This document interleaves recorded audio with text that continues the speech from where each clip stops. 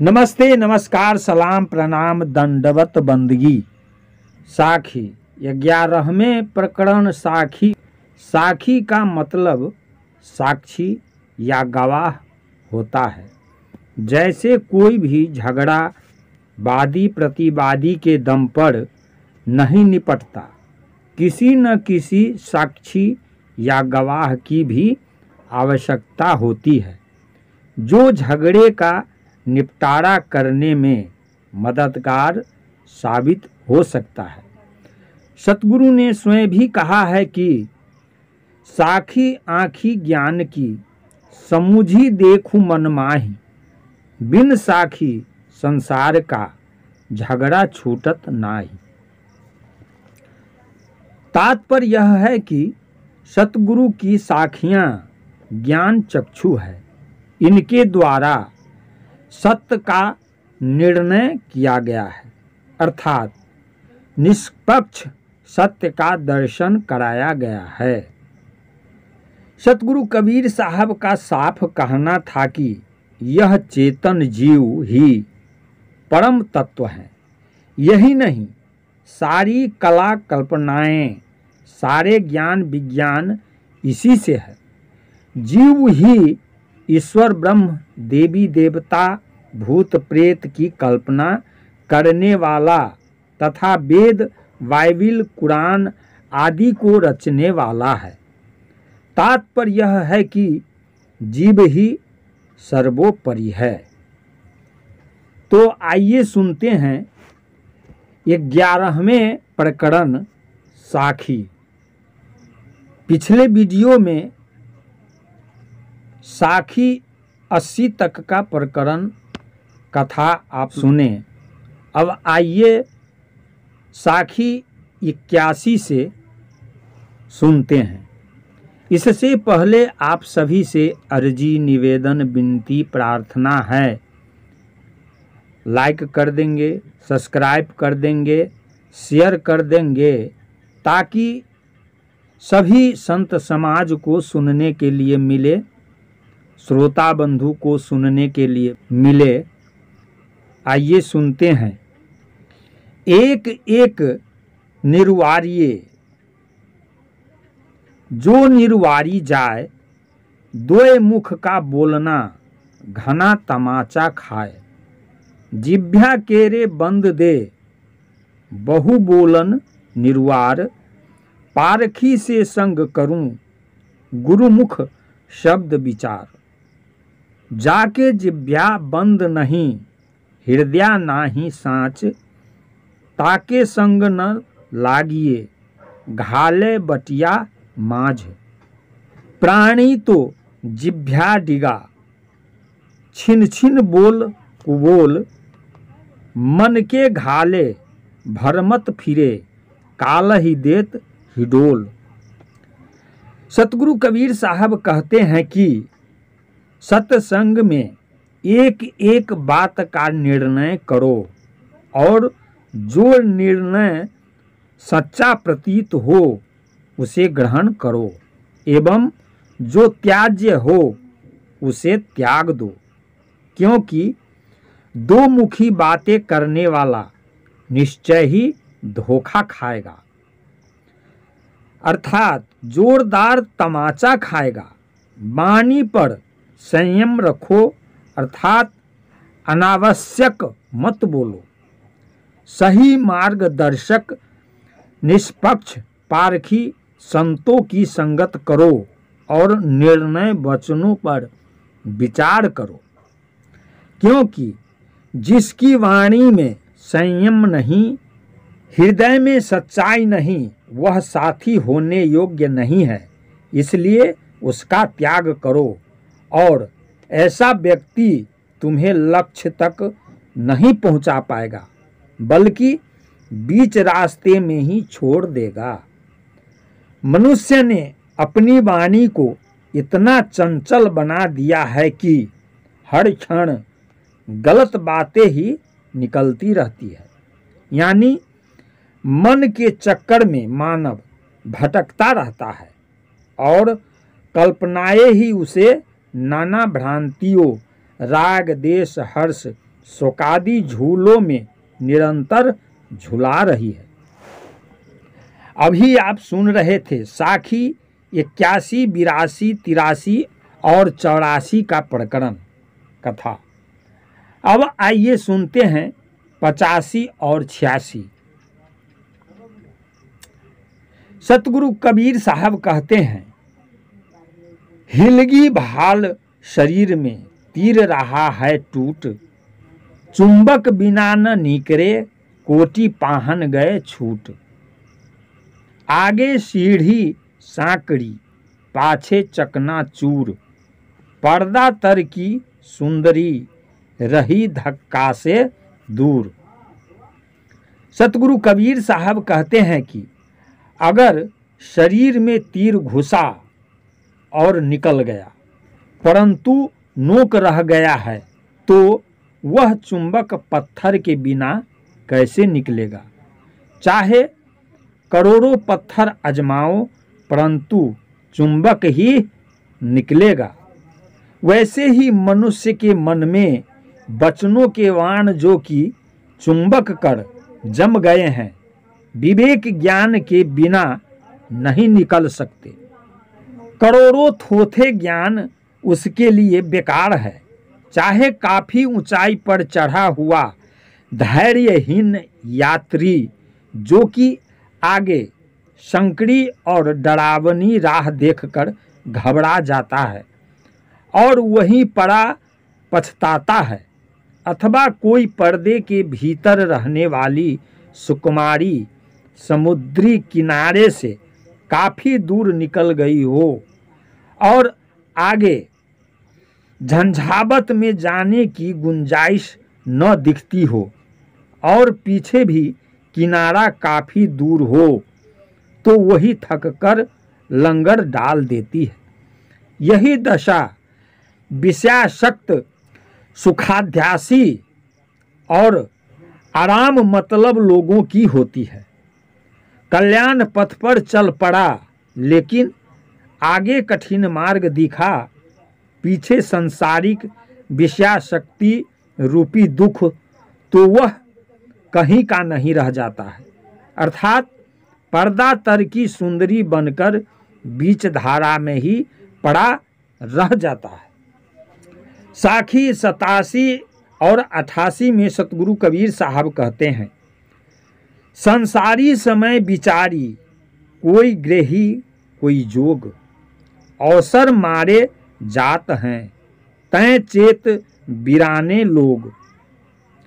संशय सब जग खंडिया संशय खंडे न कोई, संशय खंडे सो जना जो शब्द विवेकी होए।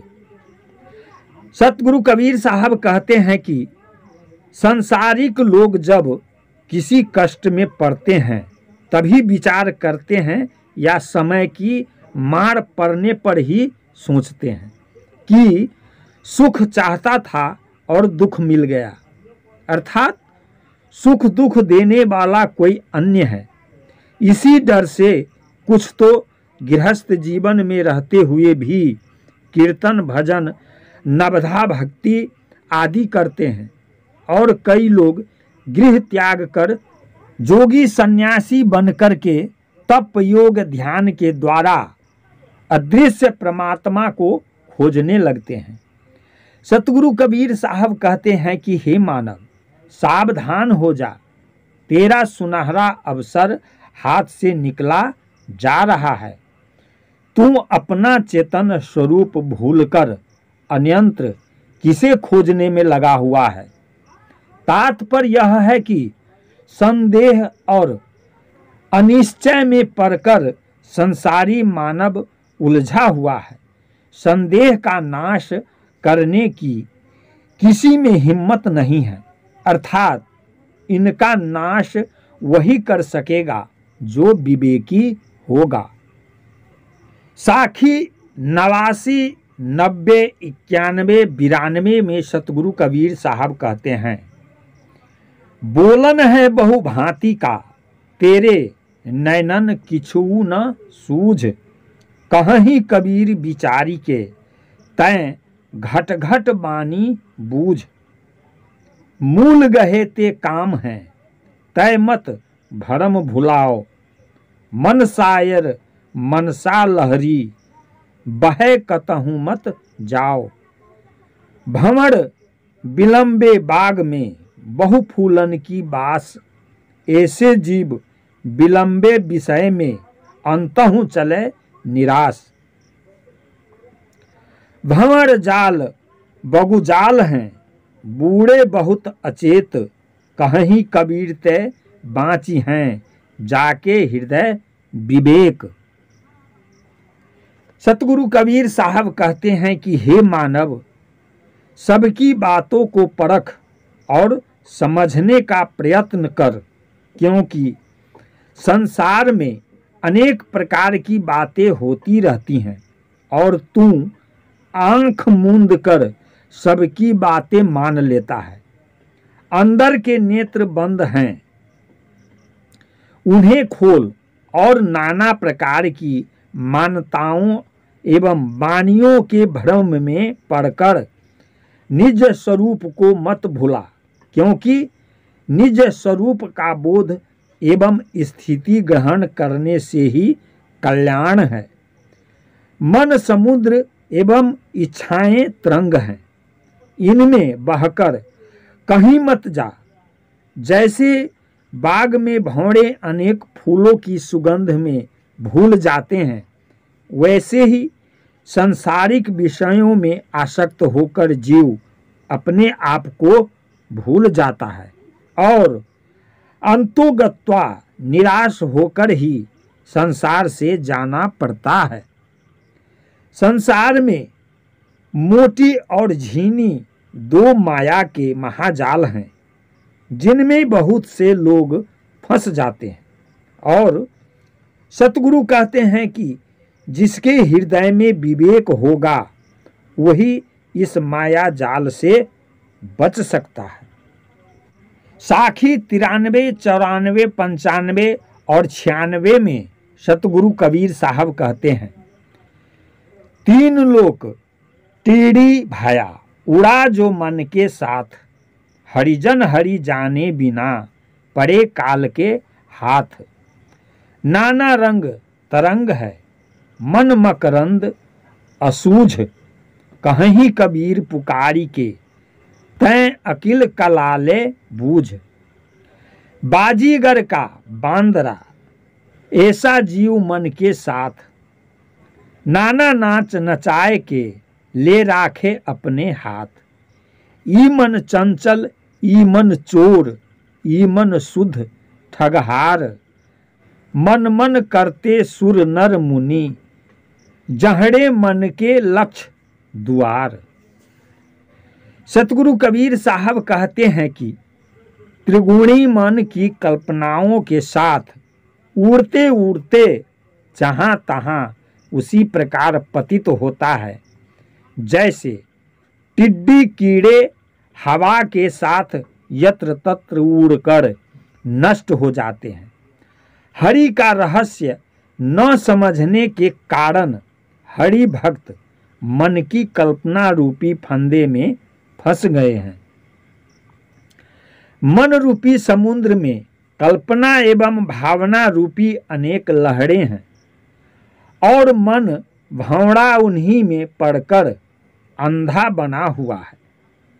सतगुरु जोर देकर कहते हैं कि हे मनुष्यों, इस मन रूपी समुद्र से पार होने के लिए विवेकी गुरु की तलाश करो और उसी के द्वारा विवेक ज्ञान एवं पारख रूपी साधन की खोज हो सकती है। बाजीगर बंदर को नाना खेल कराकर नचाता है, मगर उसकी पकड़ अपने हाथ में ही रखता है। दूसरे शब्दों में मन जीव को नाना नाचों में नचाता हुआ सदैव अपने वश में ही रखता है। मन चंचल है, मन चोर है और मन ही ठगहार है। अरे मन पर विचार करते करते तो देवता, मनुष्य और मुनि लोग भी मन की धारा में ही बहते चले गए। क्योंकि मन को भागने के लिए लाखों द्वार खुले हुए हैं, इसे रोक पाना असंभव है। साखी 97, 98 और 99 में सतगुरु कबीर साहब कहते हैं, बिरह भुअंगम तन दसों, मंत्र न माने कोई, राम वियोगी ना जिए, जिए तो बाउर होए। राम वियोगी विकल तन, इन दुखुओ मति कोई, छुअत ही मरी जाएंगे, ताला बेली होए। बिरह भुअंगम पैठिके, किन्ह करेजे घाव, साधु अंग न मोरी हैं, ज्यों भावे त्यों खाओ। सतगुरु कबीर साहब कहते हैं कि राम वियोग के सांप से डसा हुआ व्यक्ति उपदेश रूपी मंत्रों से नहीं अच्छा हो सकता। राम वियोगी पहले तो जीवित ही नहीं रहेगा, और अगर जीवित बचा भी तो पागल हो जाता है। और जो लोग अपनी आत्मा से अलग राम मानकर और उसके वियोग में पीड़ित हैं, उन्हें यह मत बताओ कि तुम्हारी आत्मा से अलग कोई राम नहीं है, नहीं तो उन्हें बहुत दुख होगा और यह सब सुनकर वे तिलमिला उठेंगे, क्योंकि ईश्वर वियोग रूपी सर्प ने उनके हृदय में घुसकर बड़ा घाव बना दिया है। परंतु दुख इस बात का है कि साधक उस विरह सर्प से अपने अंगों को नहीं बचाते, चाहे जैसे खा जाए। साखी 100, 101, 102 और 103 में सतगुरु कबीर साहब कहते हैं, करक करेजे गड़ी रही, बचन वृक्ष की फांस, निकसाए निकसे नहीं, रही सो काहू गांस। काला सर्प शरीर में, खाइनी सब जग झारी, बिरले ते जन बाँची हैं, जो राम ही भजे बिचारी। काल खड़ा सिर ऊपरे, तय जागू बिराने मीत, जाका घर है गैल में, सो कस सोबै निश्चिंत। काल काठी कालू घुना, जतन जतन घुन खाए, काया मध्य काल बसत है, मर्म न काहू पाए। सतगुरु कबीर साहब कहते हैं कि बानी रूपी पेड़ के कांटे मनुष्यों के कलेजे में चुभे हैं और रुक रुक कर बराबर पीड़ा करते रहते हैं। यही नहीं, किसी के निकालने पर भी नहीं निकलते। ये कांटे भावुकों के दिलों में चुभकर रुक गए हैं। सतगुरु कहते हैं कि काम रूपी कला सांप सबके हृदय में बसता है और उसने सभी संसारिक लोगों को खा लिया है, और जो विचार पूर्वक राम का भजन करता है वही इससे बच सकता है।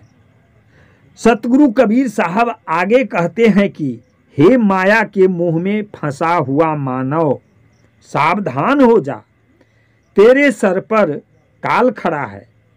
अरे काल के मार्ग में ही जिसका निवास स्थल है वह निश्चिंत होकर क्यों सो रहा है।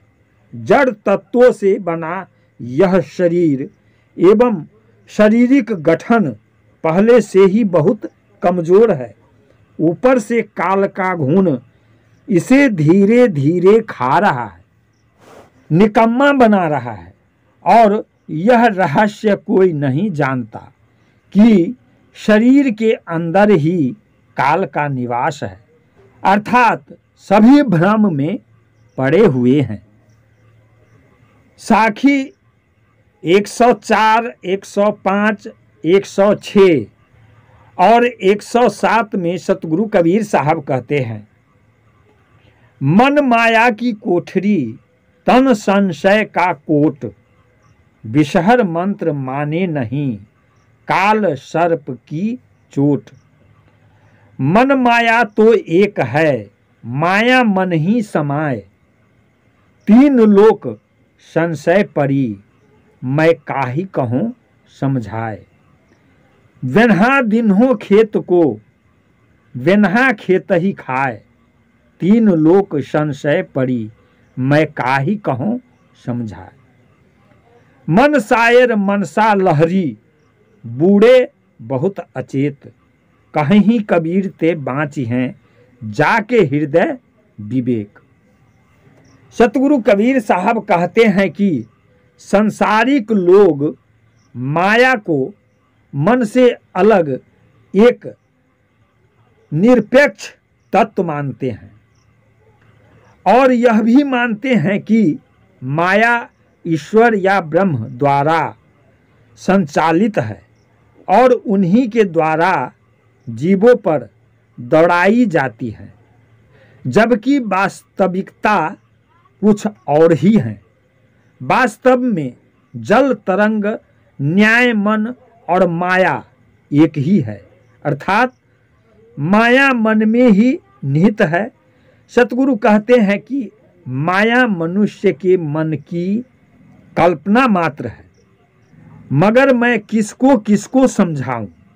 साधारणतः बाढ़ को फसल की रक्षा के उद्देश्य से ही लगाया जाता है, परंतु यहाँ तो बाढ़ ही फसल को खाए जा रही है, अर्थात माया का फैलाव मनुष्य अपने सुख के लिए करता है, जबकि उसकी फैलाई माया ही उसे दुख दे रही है। सारे संसार में यही भ्रम है कि माया जीव को दुख देती है, अतः मैं किसको किसको समझाऊं। सतगुरु कहते हैं कि मन समुद्र है और उससे उत्पन्न नाना प्रकार की कल्पनाएं एवं इच्छाएं लहरें हैं और इन्हीं में असावधानी बस अनेक लोग डूब गए हैं और जिसके हृदय में प्रायः और अपना असत्य और सत्य परखने की क्षमता होगी वही इनसे बच सकता है। साखी 108, 109 और 110 में सतगुरु कबीर साहब कहते हैं, शायर बुद्धि बनाए के बाएं विचक्षण चोर, सारी दुनिया जहड़े गई कोई न लागा ठौर। मानुष होए के ना मुआ, मुआ तो डांगर डोर, एको जीव ठौर नहीं लागा भया सो हाथी घोर। मानुष ते बड़ पापियां अक्षर गुरु ही न मान, बार बार बन कुकही गर्भ धरे और ध्यान। सतगुरु कबीर साहब कहते हैं कि कुपथगामी विद्वानों ने अपनी बुद्धि को समुद्रवत विशाल बनाकर जीवों के ज्ञान धन एवं मानवता की चोरी करके अनेक भर्मपूर्ण ग्रंथों की रचना करके समाज का पतन ही किया है और इसी भर्म में पड़कर संसारिक लोगों के विवेक विचार नष्ट हो गए हैं, अर्थात अपनी स्वरूप स्थिति को कोई नहीं प्राप्त कर सका। मनुष्य मानवीय बुद्धि या मानवता के आचरण के बजाय पशुवत आचरण करके मर गया और इसलिए एक भी जीव अपनी आत्म स्थिति एवं निज स्वरूप को नहीं पा सका और मरकर हाथी घोड़ा आदि पशु योनियों में चला गया। सतगुरु कहते हैं कि ये भटके हुए मनुष्य, तू कितना पापी है जो गुरु के दिए हुए अविनाशी स्वरूप के आदेश को न मानकर नाशवान देहादि में रम गया और मुर्गी के समान बार बार अंडे दे रहा है, अर्थात देह गेह परिवार आदि के अहंकार और उन्हीं की सुरक्षा में तल्लीन रहता है और अविनाशी निर्भय स्थिति से दूर ही रहता है। साखी 111, 112 और 113 में सतगुरु कबीर साहब कहते हैं, मानुष बिचारा क्या करे, जाके कहे न खुले कपाट, सोनहा चौक बैठाई के फिर एपन चाट। मानुष बिचारा क्या करे, जाके शून्य शरीर, जो जीव झांकी न उपजे, जो कहा पुकार कबीर। मानुष जन्म न पाए के, चूके अब की घात, जाए पड़े भव चक्र में, सहे घनेरी लात। सतगुरु कबीर साहब कहते हैं कि जिसे साथ में आने का उत्साह नहीं है, उसे पुकारने से क्या लाभ। यानी जिसका हृदय श्रद्धा भाव से रहित है, उसे कोई उपदेशक क्या उपदेश देंगे। तात्पर्य यह है कि स्वरूप साक्षात्कार एवं आत्म कल्याण का प्रेम अगर नहीं है तो उपदेश से कोई लाभ नहीं है। विवेकवान सत्य उपदेशक क्या करें जब कोई उनकी बात सुनता ही नहीं, अर्थात उनके ज्ञानों उपदेश से संसारिक लोगों का हृदय कपाट नहीं खुलता। जिस प्रकार से पूजा की वेदी पर बैठा कुत्ता स्वभाव वक्त मांगलिक पदार्थों को चाट कर जूठा कर देता है, उसी प्रकार मनुष्य का लोलुप मन बारंबार विषयों में डूबकर गुरु के सत्य उपदेश से दूर हो जाता है। सतगुरु कबीर साहब कहते हैं कि विवेकी मानव तन पाकर भी जीव स्वरूप ज्ञान व स्वरूप स्थिति रूपी सुनहरे अवसर का लाभ उठा ही नहीं पाता और पुनः जन्म मरण के चक्कर में पड़कर दुख भोगता रहता है। साखी 114, 115 और 116 में सतगुरु कबीर साहब कहते हैं, रतन का जतन करूं माड़ी का श्रृंगार, आया कबीरा फिर गया झूठा है हंकार। मानुष जन्म दुर्लभ है बहुरी न दूजी बार, पक्का फल जो गिर पड़ा बहुरी न लागे डार। बाह मरोड़े जात हो मोहि सोबत लिए जगाए, कहीं कबीर पुकारी के ई पिंडे होहु की जाए। सतगुरु कबीर साहब कहते हैं कि चेतन आत्मा रूपी महान रत्न यानी मानव शरीर को संभाल कर रखो, क्योंकि जिस माया के श्रृंगार व तड़क भड़क में भूल रहे हो वह कपड़े की मारी के समान क्षणभंगुर है या बाजारू है। यहाँ का हंकार मिथ्या है, क्योंकि जीव संसार में आते हैं और थोड़े दिनों में पुनः लौट जाते हैं। दोबारा मानव जीवन या मानव शरीर मिलना बहुत कठिन है। जिस प्रकार पके हुए फल या सूखी डाली टूटकर गिर जाते हैं तो पुनः लौटकर पेड़ में नहीं लग सकेंगे, उसी प्रकार जीव देह छोड़कर जाने के बाद उस शरीर में पुनः नहीं लौटेगा। सतगुरु शिष्य के आतर वचन सुनकर उसे आश्वासन देते हैं कि ये शिष्य इसी शरीर में रहते हुए तुम चेतन स्वरूप में स्थित रहो। भ्रम में पड़ोगे तो तुम्हारा समय व्यर्थ ही बीत जाएगा। और यह मत सोचो कि हमारे सतगुरु मुझ सोए को जगाकर अर्थात मेरी बाह छुड़ाकर मुझसे विरत होकर जा रहे हैं। अर्थात अपने उद्धार की चिंता मत करो। गुरु सतुपदेशों की स्मृति के रूप में सदैव तेरे पास ही रहेंगे।